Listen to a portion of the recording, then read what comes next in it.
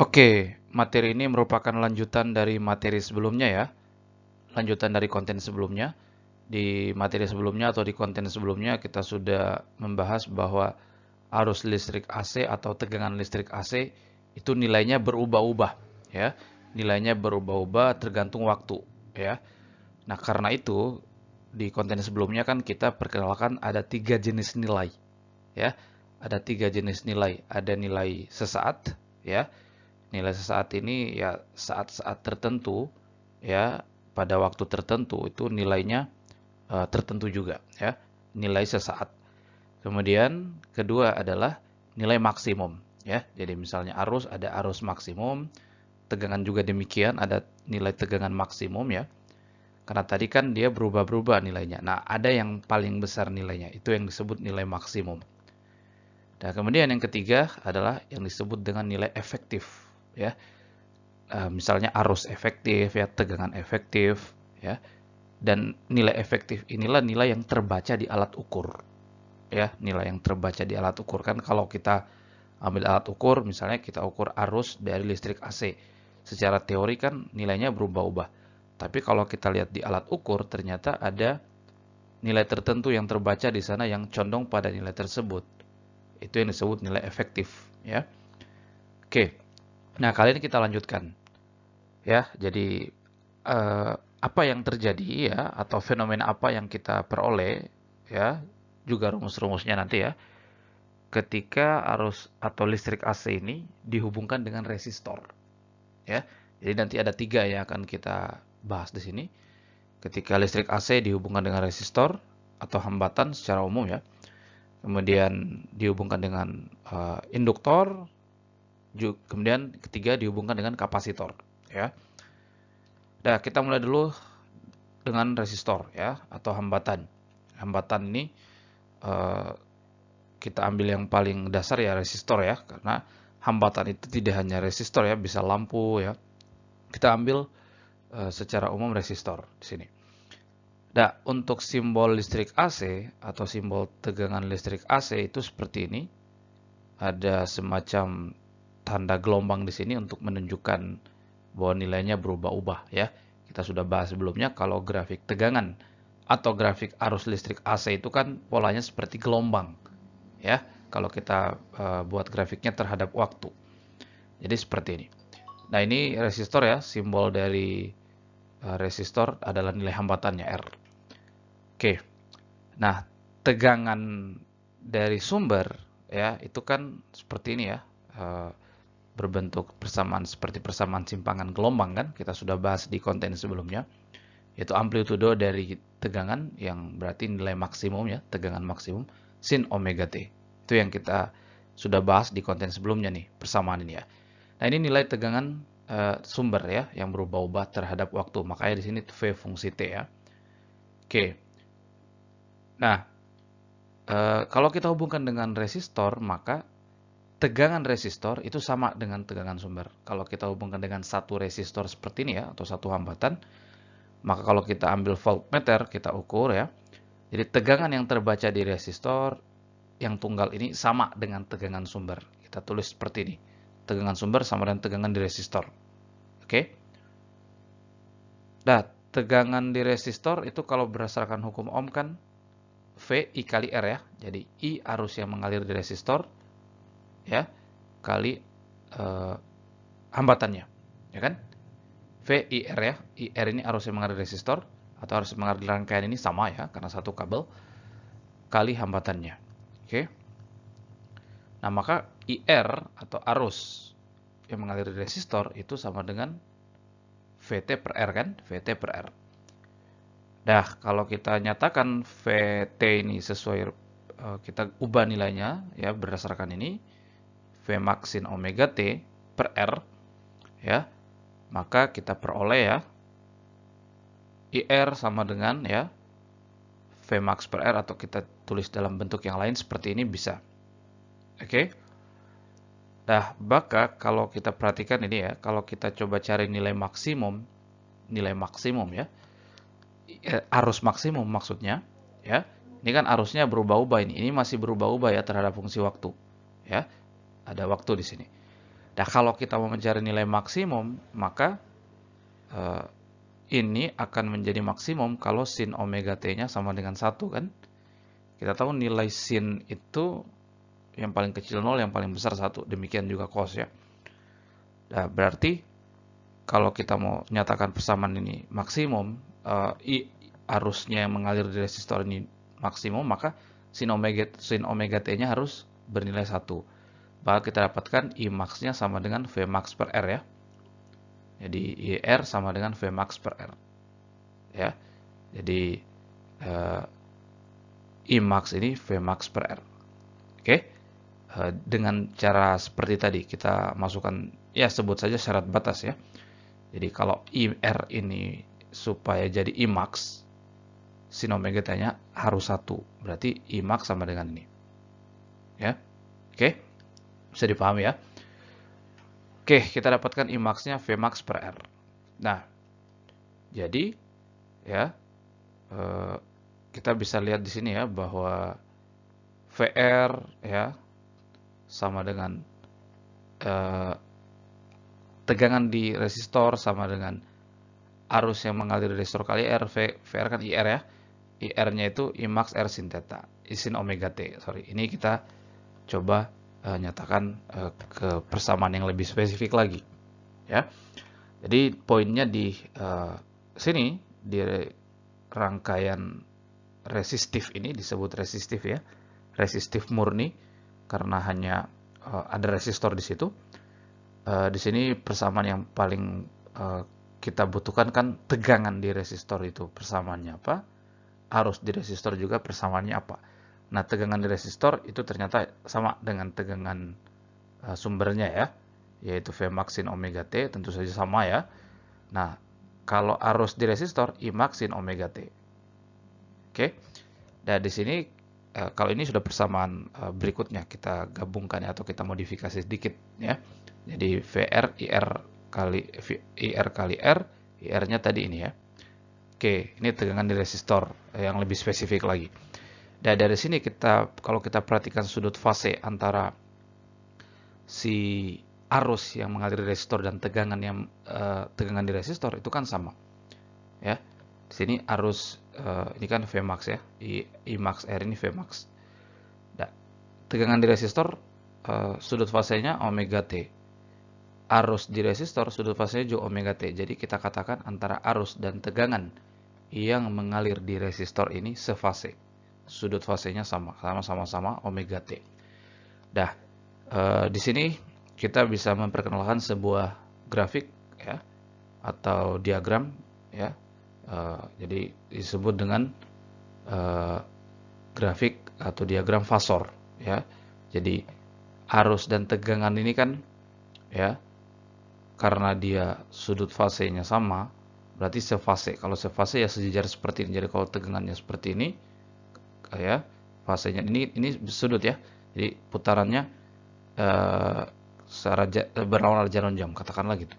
Nah, ini kalau tegangannya di sini, maka arusnya juga pada saat yang sama di sini. Karena sudut fasenya sama atau tegangan dan arusnya sefase. Ya. Jadi ini yang disebut dengan diagram fasor ya. Untuk melihat bagaimana perbedaan fase antara tegangan dan arus. Oke. Nah, dari sini juga sebetulnya kita bisa memperkenalkan daya ya. Jadi daya disipasi atau daya yang dipakai oleh resistor ya. Atau kalau kita ukur misalnya pakai alat ukur berapa daya yang dipakai oleh resistor ini atau yang disuplai oleh sumber tegangan ini atau daya disipasi namanya ya. Nah, kalau kita mau hitung daya disipasi efektifnya atau yang terbaca di alat ukur, berapa nih daya di sini? Misalnya pada lampu, katakanlah lampu ya. Lampu kita mau mengukur daya disipasinya yang pakai alat ukur. Nah, itu kan daya efektif. Nah, daya itu kan rumusnya adalah I kuadrat R ya. I kuadrat R. Nah, maka kalau yang kita mau hitung daya efektif, maka arus yang kita pakai juga harus arus efektif. Bukan arus sesaat, bukan arus maksimal, tapi arus efektif ya. Jadi kan rumus daya itu kan I kuadrat R ya. R ini nilai hambatan dari resistor. Maka arus yang karena kita mau hitung daya efektif, maka arus yang kita pakai juga arus efektif. Nah, itu sedikit tentang daya disipasi efektif.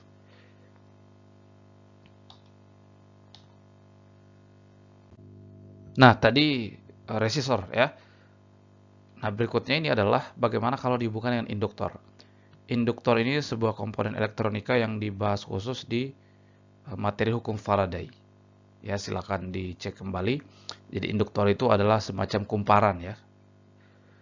Simbolnya seperti ini. Nah, ya. Jadi ini tadi simbol sumber listrik AC ya. Nah, kalau resistor itu simbolnya adalah R, nilai hambatannya ya di dalam rangkaian listrik ya. Kalau induktor itu nilai L, induktansi dirinya ya. Oke, apa itu induktansi dan sebagainya saya tidak bahas di sini. Itu materi hukum Faraday, materi yang lain ya. Dah, ini ya tegangannya, tegangan sumber, tegangan maksimal sin omega T gitu ya. Baik, sekarang kita mau lihat lagi tegangan dan arus di sini. Itu sebenarnya yang kita mau lihat nih, ya. Tadi di resistor kita sudah dapat rumus tegangan di resistor dan arus di resistor yang tunggal ya. Dan ternyata antara tegangan arus pada resistor itu sefase. Ya. Makanya diagram fasornya tadi sejajar ya, arus dan tegangannya. Nah, bagaimana dengan induktor? Mari kita lihat ya. Oke, ini nilai tegangannya. Nah, berdasarkan hukum Kirchhoff ya, kalau hukum Kirchhoff ini kan sini kan nanti muncul GGL ya, gaya gerak listrik. Nah, tegangan di sumber ya tambah GGL itu sama dengan 0. Ini berdasarkan hukum Kirchhoff. Jadi tegangan di sini dan di sini 0 ya. Sebetulnya di resistor juga tadi berlaku ya. Itu tadi maksud daripada kenapa tegangan di sumber sama dengan tegangan resistor. Ya. Jadi kalau seakan-akan dipakailah semua begitu. Jadi kalau kita jumlahkan dengan pemakaiannya ya harusnya jadi 0 kan. Nah, kira-kira gitu. Nah, ya ini juga sama. Jadi sebetulnya hukum Kirchhoff ini common sense sebetulnya ya. Jadi kalau ada tegangan, dia akan mensuplai tegangan sumber ya, akan mensuplai komponen-komponen yang ada di rangkaian tersebut, itu akan terbagi habis gitu ya tegangannya. Oke, misalnya nih kita ada dua resistor misalnya disusun seri ya. Tapi ini untuk yang satu kabel ya, yang satu kabel satu aliran. Katakan ada dua resistor disusun seri. Kemudian ada sumber tegangan 6 volt misalnya. Nah, itu akan dibagi rata, dibagi habis ya. Misalnya kalau resistor yang satu 4, pasti yang resistor yang satu kebagian 2. Nah, itu maksudnya jadi nanti dijumlahkan itu nanti ada yang boleh terserah yang mana yang negatif ya, apakah sumbernya kasih negatif atau pemakaiannya tegangan yang negatif. Dan nanti kalau dijumlahkan 0, itu 0 itu maksudnya karena dibagi habis semua tadi tegangannya ya. Oke. Nah, jadi tegangan jadi GGL itu kan rumusnya ini ya. Negatif induktansi dI per dt. Ya, rumus dari GGL pada induktor. Ya, dari hukum Faraday dan hukum Lenz tentu saja ya. Materi bukan di sini ya, di materi itu rumus GGL itu ini rumusnya. Negatif L dI per dt ya. Nah, maka ya ini V sumber ya, V terhadap fungsi waktu ya. Fungsi waktu ya seperti ini sama nih. Ya, ini saya lupa tulis ya. Nah, terus maka VT, jadi ada tanda negatif ini menunjukkan hukum Lenz ya. Saya tidak akan jelaskan di sini Faraday dan Lenz itu. Silakan simak di materi yang lain. Nah, VT sama dengan, nah ini pindah ruas jadi positif ya. Oke, ini tadi VT itu adalah ini. Seperti ini ya. Oke. Jadi ya DI sebagai fungsi waktu berarti adalah ya V max sin omega T kali dt kan, seperti itu ya. Jadi dt ini akan jadi pengali, L ini jadi pembagi kan kalau kita cari DI sebagai fungsi waktu ini ya. Jadi ini DI ini part arus yang mengalir di induktor ya. Nah, jadi ini sama dengan dt ini jadi pengali, L jadi pembagi kan dari sini. Nah, maka kita bisa lakukan integral untuk mencari arusnya ini ya. Integral jadi ya diintegralkan. Nah, ini konstanta ini keluar aja dari integrasi ya. Berarti yang diintegralkan adalah sin omega t dt. Oke. Nah, teman-teman ingat kalau kita punya sin AX ini sama dengan negatif karena integral sin itu adalah integral dari sin itu adalah negatif cos ya. Turunannya sin baru positif cos kalau integral negatif. Seper A cos AT ya. Jadi integral sin AX dx ini negatif seper A cos AT ya. Nah, berarti ini kalau ya integral DI terhadap fungsi waktu ya I ya. Nah, ini berarti negatif omega ini jadi per ya, jadi per maka dia ada di sini. Terus ini jadi cos sesuai persamaan ini ya. Oke. Nah, ingat bahwa kalau kita punya negatif cos omega t ini sama saja dengan sin omega t kurang 90 derajat ya. Jadi negatif cos omega t ini sama dengan sin dalam kurung omega t kurang 90 derajat. Maka persamaan arus listrik sebagai fungsi waktu ini adalah V max dengan maksimum per omega t ya, negatif cos omega t ini, negatif cos omega t kita ganti dengan ini sin omega t kurang 90 derajat ya. Oke. Nah, ini seperti tadi lagi kita lakukan seperti tadi ya, syarat batas tadi. Kalau kita mau mencari I maksimal ya, jadi I ini kalau dia nilainya maksimal itu harus sin omega t kurang 90 derajat ini hasilnya 1. Ya kan yang variabel kan nilai sin ini ya, ini kan konstan. Nah, supaya maksimal ini nilainya harus 1. Ya. Karena kan nilai sin ini minimalnya 0, maksimalnya 1. Jadi kalau kita mau cari I max ya ini kita sama dengankan 1 saja. Kalau ini sama dengan 1, maka I max-nya adalah ini V max per omega t. Jadi ini berubah jadi I max ya, sama dengan ini karena ini 1 ya. Oke, ini arus maksimalnya kita sudah peroleh yaitu V max per omega t. Jadi kita tulis ulang ya, I sebagai fungsi waktu sama dengan ini tadi kita ganti dengan I max sin omega t kurang 90 derajat. Nah, inilah rumus arus listrik yang mengalir di induktor ini atau di rangkaian ini ya, di induktor ini ya, yaitu I max. Lah, kenapa sih kita harus rubah ke sin? Kenapa nggak dibiarin aja cos gini? Sebenarnya betul juga. Sebetulnya bisa saja kita biarkan jadi cos seperti ini ya. Nah, tapi kan kita mau membandingkan nih nanti sebentar antara arus dan tegangan ini sefase atau tidak. Nah, kalau kita membandingkan maka harus sama-sama sin. Supaya nanti kita tinggal lihat sudut fasenya bagaimana. Ya, ini rumus tegangan di induktor itu sama dengan tegangan sumber tentu saja ya. Nah, sedangkan arus di induktor ternyata nilainya ini. Ya. Jadi atau arus di rangkaian inilah. Arus di rangkaian ini jadi gini. Kalau kita hubungkan dengan induktor. Dan kalau kita perhatikan ternyata sudut fasenya tidak sama. Di sini sudut fasenya ya, di sini ada negatif 90 derajat. Apa maksudnya? Jadi arus ini terlambat sebesar 90 derajat. Ya. Arus ini terlambat 90 derajat. Jadi tegangan sudah 90 derajat ya. Arusnya masih 0 derajat. Gitu ya. Jadi arus ini terlambat 90 derajat. Ini maksudnya kurang 90 derajat. Jadi sudut fasenya ini arus ini kurang 90 derajat, terlambat 90 derajat. Ya. Kalau kita coba gambarkan diagram fasornya ya, maka kalau tegangan di sini karena arus terlambat 90 derajat, maka arus baru sampai di sini. Terlambat 90 derajat. Ini 90 derajat ya. Nah, jadi tidak sefase. Arus terlambat 90 derajat atau dengan bahasa lain adalah tegangan duluan 90 derajat. Ya, tegangan duluan 90 derajat. Kalau kita mau tulis dalam bentuk yang lain misalnya V max sin omega t tambah 90 derajat, boleh.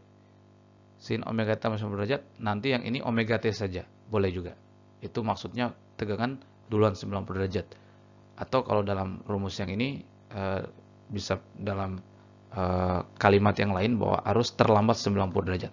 Jadi kalau kalian lihat persamaan, loh kok ada di buku lain misalnya di tegangan ini di induktor ini ya, rangkaian induktif ini, yang induktor murni ini ya, tegangannya itu tambah 90 derajat, yang arusnya itu omega T saja. Bisa juga sama kok artinya. Kalau pakai yang itu berarti kalimatnya gini, tegangan kan tambah 90 derajat ya, duluan 90 derajat. Nah itu boleh juga. Yang ini juga, atau yang seperti ini juga, artinya arus terlambat 90 derajat, seperti ini. Ya. Nah, coba kita perhatikan ini, coba perhatikan ini, ya. Arus sama dengan tegangan per omega L. Nah, berarti ini kan ohm kan ini satuannya. Kalau kita perhatikan ini tampak seperti rumus hukum ohm. Arus sama dengan tegangan per hambatan. Paham ya? Arus sama dengan tegangan per hambatan. Jadi omega L ini hambatan nih. Satuannya ohm, ya. Nah, ini kita perkenalkan, ini namanya reaktansi. Ya, reaktansi. Ya, semacam hambatan lah kira-kira gitu kalau di resistor atau kalau di komponen seperti lampu misalnya ya, yang punya hambatan R. Dan ini semacam hambatan ya. Satuannya ohm juga ya. Jadi omega L ini adalah reaktansi. Nah, lebih spesifiknya adalah reaktansi induktif. Jadi reaktansi dari rangkaian induktif. Induktif itu adalah rangkaian yang ada induktor di situ. Nah, maka dia punya hambatan atau reaktansi induktif. Kita simbolkan XL saja. X ini simbol reaktansi, L ini simbol dari induktor. Jadi omega L ya. Jadi XL itu adalah omega L. Oke. Jadi ini adalah simbol dari reaktansi induktif, XL adalah omega L. Dah, atau kita bisa teruskan juga omega itu kan 2πf ya, 2π frekuensi atau 2π per T, 2π per periode boleh juga. Ini rumus reaktansi induktif atau semacam hambatan pada rangkaian induktif ya, yang ada induktornya. Satuannya ohm juga, sama dengan R. Sama dengan nilai hambatan resistor. Oke?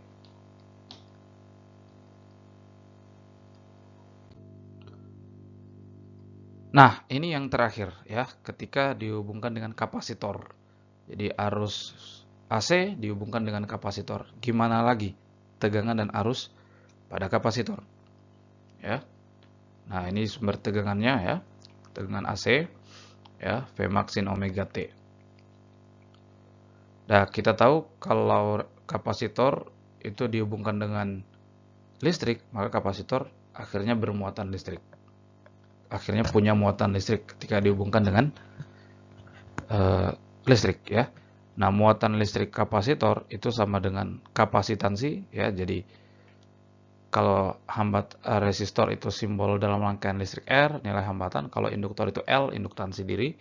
Kalau kapasitor itu C, nilai kapasitansinya atau kapasitas kapasitor ya. Nah, muatan kapasitor setelah dihubungkan dengan listrik itu rumusnya adalah CV ya. C kapasitansi kali V. V ini tegangan di kapasitor. Tegangan di kapasitor ini kita beri simbol VC saja. Jadi C kapasitansi kali tegangan di kapasitor. Yaitu rumus muatan kapasitor. Nah, sama seperti tadi ya. Jadi selalunya gitu. Kalau hanya satu komponen, apakah resistor atau induktor atau kapasitor seperti ini, maka tegangan di komponen ini sama dengan tegangan sumber. Karena semua tegangan pasti disuplai ke sini kan. Ya, jadi seperti ini. Ya, ini juga ya hukum Kirchhoff juga seperti tadi sih ini pada dasarnya ya. Jadi VC sama dengan V, jadi tegangan di kapasitor sama dengan tegangan sumber. Jadi ini tegangan kapasitornya ini juga nilainya ya. Nah, VC kita ubah sesuai rumus ini ya. Jadi VC itu sama dengan Q per C. Q per C. Nah, Q ini kita beri tanda sebagai fungsi waktu. Kenapa? Karena ya kan ini kan arus ini kan listrik AC kan berubah-ubah nilainya. Jadi sebagai fungsi waktu. Nah, VT-nya kita ubah sesuai persamaan ini ya. Maka QT atau muatan ya, kapasitor yang berubah-ubah itu terhadap fungsi waktu adalah ini C jadi pengalih ya, seperti ini. Nah, apakah kita kan tadi tujuan mau mencari arus ya. Nah, arus listrik itu kan adalah turunan dari atau perubahan muatan listrik atau banyaknya arus yang mengalir tiap detik ya. Banyaknya arus yang mengalir tiap detik. Gitu ya. Nah, atau kalau kita mau ambil bagian tertentunya, bagian kecilnya boleh. Jadi bagian arus yang mengalir tiap detik. Nah, sebagai fungsi waktu tentu saja karena ini AC ya. Nah, maka kita ternyata kalau mau mencari arus kita cukup menurunkan persamaan ini. Muatan ini ya. Ini kan D per dt, ini kan turunan terhadap waktu ya. Jadi ini kita turunkan nih terhadap waktu. Oke, kalau kita turunkan konstantanya kita keluarin dulu ya. Jadi konstantanya kita keluarin, tinggal ini yang variabel ya. Berarti ini yang kita turunkan. Sin omega t diturunkan terhadap waktu. Nah, ingat bahwa misalnya kalau kita punya turunan dari sin AX terhadap X, ini hasilnya adalah A-nya keluar ya. Kemudian turunan dari sin adalah positif cos ya. Turunan dari positif sin, positif cos. Cos X, jadi A-nya keluar. Nah, berarti kalau ini omeganya keluar nih. Omeganya keluar, berarti CV kapasitansi kali tegangan maksimum, omeganya keluar. Terus ini jadi cos. Oke, ini hasil turunannya. Omega cos omega T. Nah, ingat bahwa cos omega T itu sama dengan sin omega T tambah 90 derajat. Ini bisa dibuktikan saja sendiri nih. Ya, ini kan sin ini tambah sin ini kali cos ini tambah cos ini kali sin ini sin cos sin itu kan. Nah, ada identitas trigonometris seperti itu. Nanti hasilnya ini cos omega T. Lagi-lagi kenapa kita harus rubah ke sin? Karena kita membandingkan dengan tegangannya. Harus sama-sama sin supaya kita nanti bisa melihat bagaimana apakah fase atau tidak. Kalau tidak, berapa perbedaannya? Berapa derajat perbedaan sudut fasenya? Maka arus sebagai fungsi waktu adalah cos omega t-nya kita ubah seperti ini. Sin omega t tambah 90 derajat. Dan ini kita lakukan lagi seperti tadi. Kalau kita mau mencari Imax, ini jadi Imax, maka nilai sin yang ini harus sama dengan 1. Ya. Maka dari situ kita peroleh Imax-nya adalah si Vmax omega kali 1 kan. Ya, tetapi ini. Nah, omeganya saya bawa ke depan. Seperti ini ya, omega C Vmax. Jadi ini adalah arus maksimalnya. Jadi IT ini kalau kita mau jadikan Imax, maka nilai sinnya ini harus 1. Nah, kalau 1 berarti tinggal ini kan. Jadi Imax-nya ini. Jadi, ya, arus listrik yang mengalir di kapasitor itu sama dengan Imax, yang ini Imax ya, sin omega T tambah 90 derajat.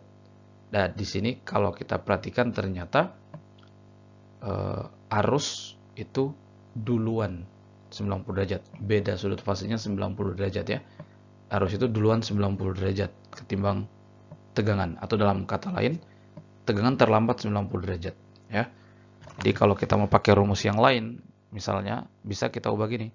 Sin omega T kurang 90 derajat ini boleh. Dan nanti yang di sini omega T saja, bisa juga ya.